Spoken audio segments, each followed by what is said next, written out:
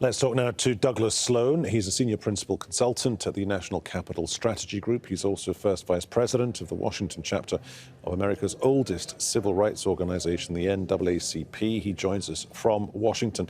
Doug Sloan, what's the message that's being sent out here? Well, I think the message that's being sent out, in particular, by the U.S. Justice Department is that Black lives don't matter. This was caught on tape. This was ruled by the New York medical examiner to be an illegally placed chokehold on Eric Garner. Eric Garner died from compression of the neck.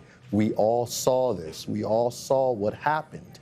And not only did the grand jury decline to indict or bring charges, but also now we have the Department of Justice that's declining to bring federal charges and declining to bring civil rights charges. William Barr came down and broke the log jam and decided that there would be no federal civil rights charges brought against Officer Pantaleo. So but the reason, I just to interrupt you for a second, if I may, the reason we are where we are today is, correct me if I'm wrong here, today's news basically boils down to they would still have to have shown or proved beyond reasonable doubt that the officer acted willfully and violated the law, i.e., it may have been excessive force, but did he know and was he deliberately deploying and using excessive force? And today's judgment says we couldn't show that.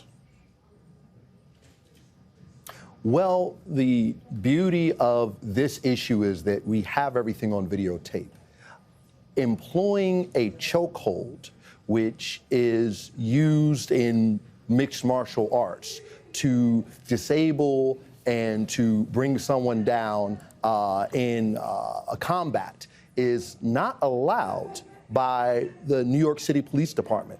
The fact that Officer Pantaleo, used and employed this illegal tactic on Eric Garner and, according to a New York medical examiner, caused his death, I think shows a willful use of excessive force, and I would say that those charges could be brought against him in a court of law. Because that is not a tactic that is allowed in the New York City Police Department.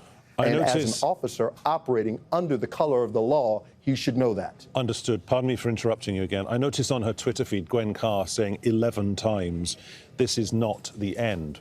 If the officer is sacked, if he's out of a job in a month or 2 or 3, would that be an acceptable end for the man's families?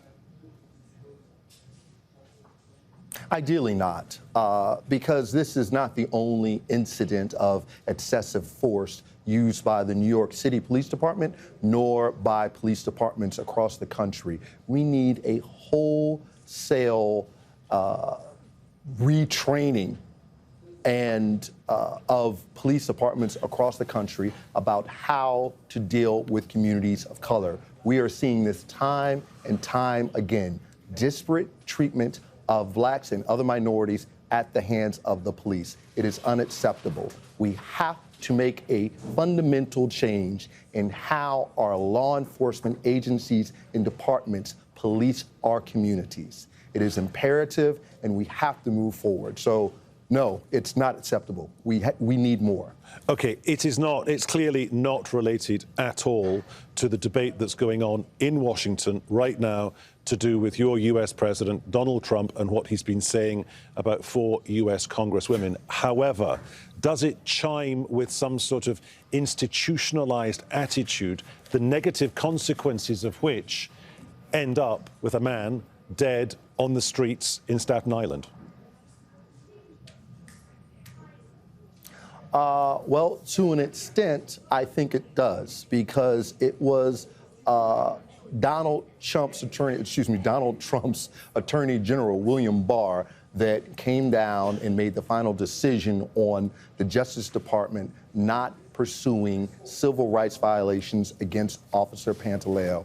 And the attorneys in the Civil Rights Division of the Justice Department wanted to bring those charges. If we had a different attorney general and a different president, rest assured, those charges would have been brought against the officer. We are looking at purveyance of racist attitudes, not only within our criminal justice system, but within our White House in general. It goes all the way to the top. And I would say that it is a symptom of the man in the White House that we're seeing a lot of the things that we're seeing today regarding the institutionalized racism in our criminal justice systems. Mr. Sloan, we do appreciate your time, sir. Thank you very much. Thank you for having me.